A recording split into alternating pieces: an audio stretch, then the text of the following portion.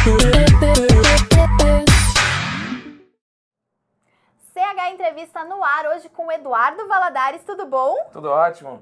O Edu, ele é professor de português e gerente do Descomplica e veio aqui hoje visitar a gente para dar alguns conselhos para o Enem. Não só para o Enem, como para a redação, não é verdade? Isso aí, com certeza. Edu, boatos que a redação, assim, é um diferencial. Se você for bem nela, você tem grandes chances de ir bem no Enem no geral. Isso é verdade? É verdade sim, Isabela. Na verdade, a redação se torna um diferencial. Primeiro porque é bem difícil construir um texto de 25 a 30 linhas no espaço de tempo que a banca dá para o candidato. Então, desenvolver um texto, colocando ali as suas ideias dentro de uma estrutura, é a forma que a banca vê de avaliar a capacidade que o aluno tem de colocar ali o seu senso crítico, organizar suas ideias, o poder de concatenar e relacionar essas ideias, esses argumentos que ele tem sobre um determinado assunto. Então, com certeza, a redação ela é um diferencial. Inclusive, em várias bancas, a redação é colocada de um peso bem alto. Então, treinar a redação é fundamental. Eu amei, já que ele falou uma palavra muito difícil, concatenar. Concatenar. Concatenar, vamos traduzir, o que é? Concatenar é relacionar, é ligar, juntar as ideias. Juntar tudo para que no fim... faça sentido. Tenha uma conclusão, não é verdade? Faça algum sentido, legal. Então, o Edu vai dar algumas dicas. Eu separei algumas das principais perguntas, algumas dúvidas que você e eu e todo mundo que vai prestar o Enem ou já prestou teve e vai ter, ou enfim, essas dúvidas que sempre surgem e vêm à nossa cabeça. Para começar, já que você estava falando, enfim, de tempo, de estrutura de texto, qual que é a estrutura pedida pelo Enem? Excelente. A estrutura sempre pedida, nunca mudou e não vai mudar, é a estrutura dissertativa argumentativa. No caso, o aluno, o candidato, ele tem que escrever um texto para colocar ali a sua opinião. Então, a banca sempre fornece uma temática, uma proposta, e o aluno ele tem que dissertar. O que seria dissertar? É você dar uma opinião sobre um determinado assunto, colocando ali os seus argumentos. Não basta simplesmente dizer se você é a favor, se você é contra, mas você precisa colocar ali dizendo por que você é a favor, por que você é contra, quais são os argumentos que você possui para defender aquela opinião. Só que, Isabela, além de você ter que construir um texto dissertativo argumentativo, a banca do Enem é bastante explícita no seguinte processo. Você, caro aluno, precisa defender um posicionamento. Então você tem que criar uma problemática dentro da proposta, e o que vem a ser isso? Criar uma problemática dentro da proposta que o Enem der, você precisa, na verdade, criar uma discussão. Então você vai discutir aquele assunto que o Enem te deu. Então é uma proposta dissertativa em que você tem que colocar a sua opinião, se posicionar e discutir uma problemática. E isso precisa de bastante treino, porque na hora é complicado. Se não treinou o ano todo, não adianta querer correr atrás do prejuízo agora. Exatamente. Que, né? Bom, ainda dá tempo de você melhorar alguma coisinha, dá né? Sim. Mas... E a gente sempre vê aquele molde, que é lá o primeiro parágrafo, o segundo, o terceiro, o final, que é a conclusão. Funciona ou é melhor ser mais criativo no Enem para o pessoal falar, nossa, não, essa já é, assim, uma escritora? Isabela, excelente pergunta, porque na verdade, assim, criatividade é uma coisa, mas inovar a ponto de mudar essa estrutura, não. Na verdade, a banca do Enem quer sim que você tenha um texto escrito em início, meio e fim. Os nomes dados mais técnicos são a introdução, o desenvolvimento e a conclusão. Um parágrafo para você introduzir, um parágrafo para você fechar o texto, 2 a 3 parágrafos de desenvolvimento. Mais que isso, já passa a ser uma inovação muito diferenciada e a banca do Enem pode olhar isso com outros olhos não tão positivos. Então esse é o treino que, na verdade, a gente já pode começar a fazer. Escrever um texto de 25 a 30 linhas estruturados em 4 a 5 parágrafos, divididos nessa estrutura que a gente comentou. Início, meio e fim. Legal. E eu quero tirar uma dúvida, porque quando eu prestei o Enem, eu li lá... Tem muito tempo ou tem pouco tempo? Ai, não me complica, vamos descomplicar aqui. Foi quando que foi? Foi acho que 2010, já faz um tempinho, mas já era nos moldes que é hoje, né? E eu vi que tava lá, né, eu li o tema e eu fiz assim um rascunho antes. Eu não escrevi, mas eu fiz assim, por exemplo, coloquei introdução, mais ou menos o que eu ia falar. Depois, o segundo parágrafo, o argumento que eu ia utilizar, argumento 1, depois o argumento 2 e a minha conclusão. só para eu ter uma... Formulei para ter uma noção. Isso funciona ou vai de pessoa para pessoa? Às vezes a pessoa quer já começar a escrever tudo direto, também rola. Não, olha só, inclusive você acabou de dar uma grande dica. Você já deu a dica. Aluno, escrever bem. Você precisa, na verdade, estruturar o seu texto antes. Você precisa pensar antes. Tem uma coisa, Isabela, que muita gente questiona assim, para escrever bem, eu preciso ter inspiração. De fato, você precisa ter boas ideias. Mas no dia você precisa de transpirar. A ideia que a gente brinca é inspiração ou transpiração? Não, você precisa de um projeto de texto. Logo que você comentou, Isabela, é o lance do planejamento. Então, na verdade, para todo mundo que está nos assistindo, vai aí uma grande dica. Prepare o seu planejamento antes. A Isabela já adiantou. Prepare o que você vai colocar na introdução. Quais são os argumentos que você pretende discutir? Como é que você pretende terminar? Só que eu queria dar uma outra dica em cima disso. Quando você fizer a sua introdução, a Isabela foi muito clara dizendo, como é que eu pretendo começar? A introdução, ela tem duas funções básicas. Contextualizar a proposta, apresentar se aquela proposta é só sobre o cenário brasileiro, se é um tema mais global, e apresentar o seu posicionamento, que é uma palavrinha técnica que a banca do Enem usa, chamada de tese. Então você vai contextualizar a proposta e você vai apresentar a sua tese. Foi? Aí você vai para o desenvolvimento. Na parte do desenvolvimento, você precisa estruturar um argumento. E o argumento ele é estruturado em um tópico frasal, que eu acho que é o que você quis dizer com a ideia mais importante do parágrafo, é um tópico frasal, e você vai agora articular toda essa ideia central dentro desse parágrafo de desenvolvimento. Defender o seu ponto de vista, Defender o seu ponto de vista. E para terminar na conclusão, lembrando que o Enem sempre exige um negócio chamado proposta de intervenção. Então você já discutiu a problemática, lembra da palavrinha problemática que a gente usou? Você já discutiu essa problemática pelo argumento 1, 2 ou 3 e agora você vai apresentar uma proposta de intervenção para finalizar o seu texto. Para dar uma solução, eu lembro que era a palavra que sabe, dar a solução para o seu problema. Isso aí.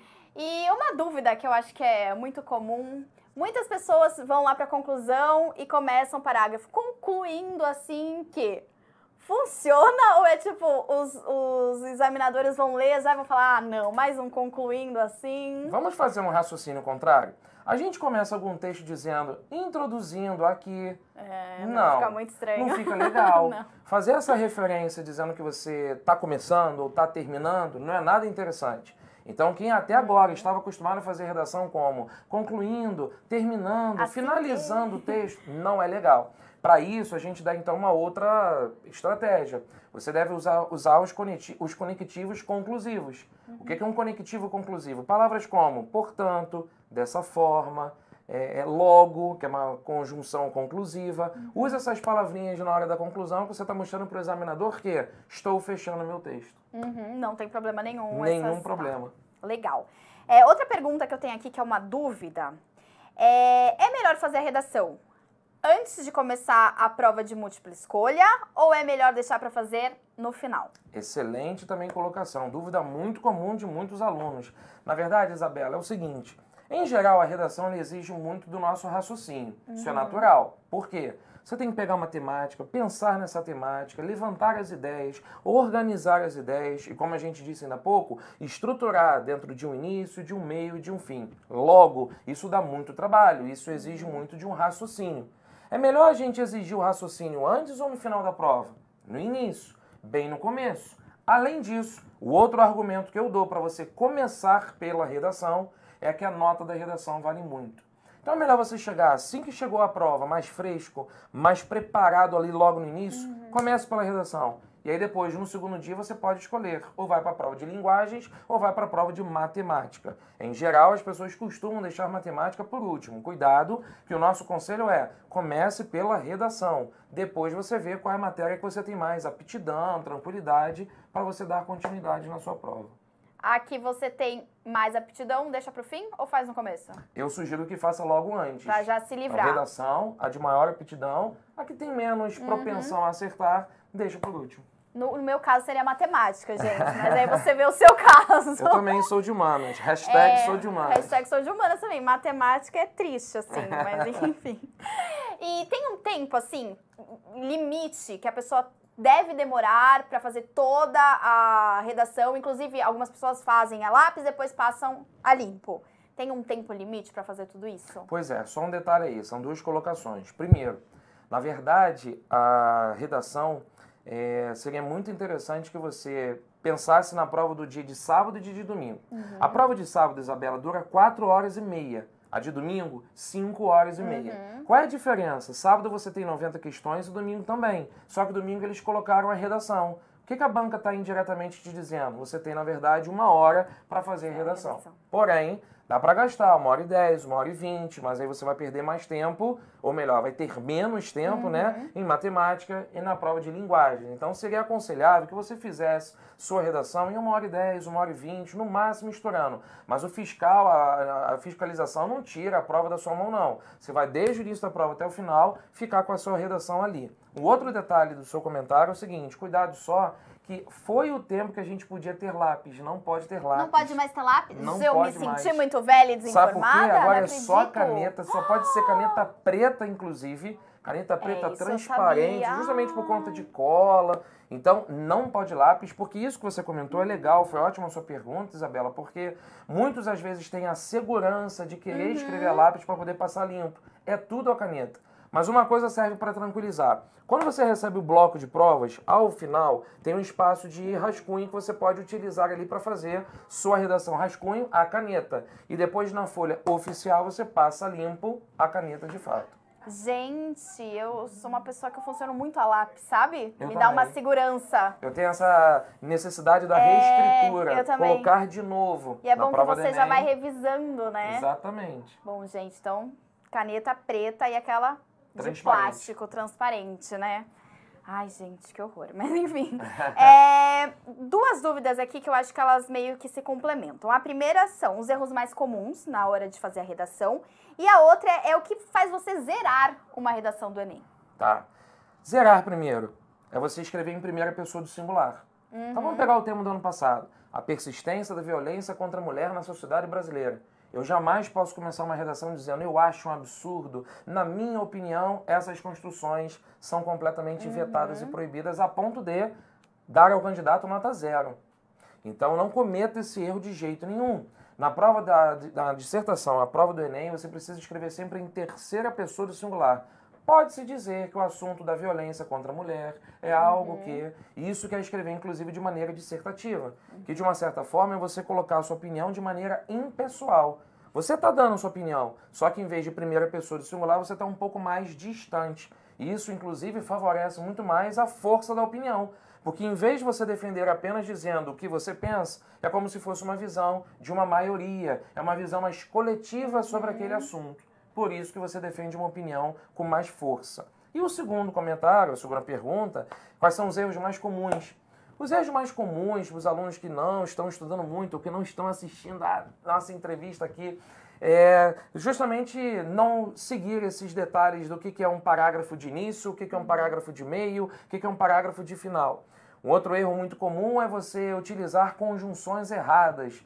Você quer usar um já que, você quer usar um pois para dar a ideia de uma causa, de uma explicação, aí você usa uma outra conjunção que não tenha nada a ver. Então vai aqui já uma grande dica. Vamos estudar as conjunções, que por meio delas é aquela palavrinha que a gente usou lá no início, Isabela. Você concatena as suas ideias de maneira mais estratégica. Então você precisa mostrar para a banca que você sabe pensar, você sabe organizar. Então vamos estudar o valor das conjunções. Isso é um outro erro muito comum, tá bom? E um outro erro também bastante presente nas provas, nas redações, é o aluno, às vezes, ficar muito cismado em só colocar exemplo das coisas e não discutir. Fazer uma dissertação é você dar uma opinião, mas apresentando uma argumentação. O exemplo é importante? Sim, mas fazer uma redação só com exemplos, voltando ao tema do ano passado, se eu ficar só listando situações em que a mulher sofre violência, mas não explicar o motivo pelo qual ela sofre violência, minha redação não fica boa. Tudo bem? É bom dar uma problematizada, né? Isso. Estamos na era da problematização nos Facebooks, no Twitter, é bom, né? Então, problematizar também a sua redação. Com certeza. E eu tinha alguns amigos que eu lembro que eles queriam fazer tão bonito e escrever tão difícil que na hora dava tudo errado. Daí, às vezes, é bom, né? Vai no que você sabe, não fica inventando tanta moda lá na hora. Que depois acaba... Pode dar ruim, né, gente? Pode. Eu separei também aqui pra gente fazer uma listinha de possíveis temas para a redação deste ano. Legal. Que a gente teve alguns, assim, fatos marcantes em 2016 e a gente sabe que o pessoal do Enem sempre bate assim numas teclas que tá em alta, vamos dizer assim. Você tem alguns temas que você pode contar pra gente? Tenho sim. Primeira coisa, na verdade, para comentar. A banca do Enem, ela cobra sempre muitos temas ligados a uma questão política, cultural, econômica, social, de uma forma em geral. Muitos acreditam, Isabela, que o Enem só fala de Brasil. Não. Já houve temas também que o assunto ele é mais genérico. Eu lembro bem, não sei se esse foi o seu ano, 2010, o tema foi o trabalho na construção da dignidade humana. Não sei se foi o seu. O seu foi o da ética? Não lembro agora? Ai, agora eu não lembro. Viver em rede? Eu acho que foi o da ética. Da ética? Da ética eu lembro foi 2009. Que eu fiz 2 anos, eu acho que eu fiz 2009 e 2010. Ah, tá. E aí, na verdade, a gente tem que ter um cuidado, porque a banca, às vezes, ela pode cobrar um tema que é mais genérico ou um tema que é mais específico. Legal, esse é o primeiro comentário. Segundo comentário, a banca sempre vai te dar, você pode confiar nisso, num tema que seja discutível. Num tema que você consiga, a palavrinha que a Isabela acabou de usar, problematizar. Então, se você vai problematizar, porque você vai discutir. Que temas são bons para a gente discutir, então? Vamos começar. Eu vou, na verdade, enumerar agora vários temas interessantes. Primeira coisa que é o gancho do que a Isa comentou, eu vou falar Isa, tá? A gente já tá íntimo. É que a Isa, na verdade, comentou assim, o Enem gosta de cobrar alguns temas em função de algumas datas famosas. Todo mundo viu, todo mundo soube que em 2016 nós sediamos as Olimpíadas no Rio de Janeiro. E aí, quando a gente fala das Olimpíadas, a gente pode pensar, por exemplo, em segurança nos mega-eventos. É um tema bom. A segurança nos mega-eventos. O Brasil sediou em 2014 a Copa do Mundo, em 2016 a experiência das Olimpíadas. E aí, qual o seu posicionamento sobre isso? Pegando ainda a carona do evento do esporte, das Olimpíadas, as Paralimpíadas, a gente pode pensar, por exemplo, num outro tema legal como o esporte como fator de integração social. É uma temática boa. Gostei desse, achei bom. Esporte como fator de integração social. Então você pode pensar na segurança dos mega-eventos, pensar na questão do esporte. Saindo um pouco dessa temática do esporte das Olimpíadas, você pode pegar, de repente, lá no início do ano, a gente lembra bem que foi bastante divulgado campanha sobre dengue, sobre zika, chikungunya. Então a gente pode pensar em a questão da saúde pública no Brasil, em relação às doenças, né? Então a gente pode pegar carona na questão da saúde, que nunca foi cobrado no Enem até hoje. Já cobraram um tema ligado à educação, já cobraram um tema ligado ao trabalho, mas saúde ainda não. Dentro dessa carona de saúde, a gente pode pensar num tema um pouquinho mais forte a respeito da AIDS. A AIDS é uma temática que nunca foi discutida, nunca foi cobrada. Então vamos ler um pouquinho sobre como é que eu me posicionaria com a questão da AIDS, né? Um tratamento em relação à AIDS. Então, saúde, AIDS, uma vertente voltada mais para esse aspecto. Uma outra temática bem legal, e essa não é da moda, não é do momento, mas é uma temática que sempre está em questionamento, é a questão da crise da água e a questão ambiental. Então, muito se fala... Já teve algum tema desse parecido? De crise da água, não. Já caiu o meio ambiente, sim, por 2 vezes, 2001 e 2008. Mas falar de crise da água com a questão do meio ambiente ainda não. Muito se cogitou em 2014, 2015, até porque o problema da água não se resolveu ainda. Então, é um tema bem legal de ser pensado. E tem vários outros. A gente pode pegar um tema, de repente, mais polêmico sobre maioridade penal, né? Que é um tema forte. E refugiados, será que... Sim. Pode ser ou não? A gente viu muita coisa nos noticiários sobre a questão dos refugiados, com certeza. Intolerância religiosa, a questão dos refugiados. Eu acho isso tudo tema bem possível de cair. E eu só queria fechar dando destaque a 2 outros que envolvem mais um aspecto de cidadania. A gente fala muito de um tema que é a questão da você dar acesso aos portadores de necessidades especiais. Então, se você pega o gancho de novo das Olimpíadas, estou voltando para aquilo que a gente falou no início, e você pensa no evento das Paralimpíadas, então você tem lá a questão de você dar acesso aos portadores de necessidades especiais. E no Brasil, como é que a gente discute isso? E o outro tema ligado à cidadania é sobre a participação do jovem. A gente tem de novo um ano de eleições municipais. A gente cada vez mais está vendo o empoderamento dos jovens, que bom. E a gente poderia, de repente, cobrar um tema ligado à cidadania, à participação social do jovem no contexto político. Legal. Eu acho que é importante também, quando você for ler sobre essas atualidades, não é só ler. Pronto. Vai problematizando já na sua cabeça. Pensa o que você pensa sobre o caso, né? Reflete aí, faz algumas problematizações dentro de você, porque daí você já vai preparada, né? Excelente dica. Que tiver, você já tem uns argumentos lá. Isso aí, você vai lendo uma reportagem, vai lendo uma notícia, peraí, o que poderia ser feito para isso ser solucionado? O que gera esse tipo de problema? Esse problema acontecendo, ele gera que tipo de consequência? E a partir disso você já cria um raciocínio bem natural para se fazer uma redação. Legal. Pra gente ir encerrando já, algumas meninas no chat, como a Thaís Souza, falou que vai ser o primeiro ano que elas vão prestar o Enem. Se você tem alguma dica pra dar aí pra quem tá curtindo a primeira vez. Adorei a pergunta. É Thaís o nome dela? Thaís, é isso. Thaís, Isso. olha só, uma dica muito interessante seria a seguinte, dá uma olhada nas provas anteriores. Se você nunca fez o Enem, é um ano experimental, você está conhecendo a prova agora, conheça a prova. Vai ver como é que a prova é distribuída. No dia de sábado você tem Ciências Humanas e Ciências da Natureza. Como é que é feita essa distribuição? No dia de domingo você tem a redação, você tem a prova de linguagens e matemática. Como é que é feita a distribuição na hora da prova? Então pega uma prova na internet, tem no site do INEP, que é o órgão que faz a prova do Enem, dá uma olhadinha nas questões, vê a cobrança dos assuntos e a segunda dica é muito boa, e isso vale para quem está fazendo pela primeira vez ou para quem já fez, testar a prova, como a prova funciona, Isa. Como assim? Se tranca no quarto e faz realmente uma prova no dia de sábado, 4h30 direto. Vai treinar como se fosse um simulado. Essa dica é preciosa e ela vale muito. É boa mesmo. Não vai perder um sábado, vai ganhar um sábado. Exatamente. Pensa assim. Então, só para recapitular, importante, são 2 dias de prova. O Enem acontece no dia 5 e 6 de novembro.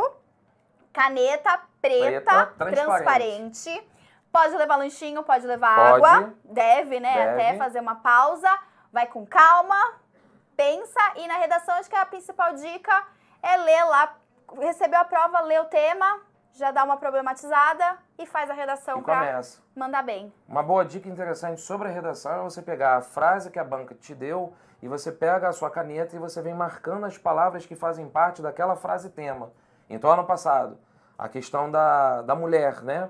A persistência da violência contra a mulher. Pega a palavrinha persistência, busca sinônimos para a palavrinha persistência. Pega a palavrinha violência. Violência, por exemplo, Isabela, tem tipos. Violência física, violência moral, violência sexual. E aí você já começa ali na frase tema a distribuir suas ideias. É uma dica e tanto. Legal. Obrigada, Eduardo. O Eduardo Valadares, então, ele é professor de português e gerente do Descomplica.com.br, que é um site que você pode entrar, que lá tem muitas outras dicas, né? Muitas dicas interessantes. Digita lá que você vai adorar conhecer o nosso site, descomplica.com.br. Lá você tem um trabalho de redação, de português, de todas as matérias, e você vai gostar muito das aulas que a gente tem lá. Não deixa de conhecer, não. E também segue a gente nas redes sociais, a página do Facebook do Descomplica. A gente coloca dicas lá todos os dias. Aê, valeu. Ó, gente, manda bala, boa sorte no Enem e assista sempre esse vídeo, recomendo para os amigos que vão prestar também.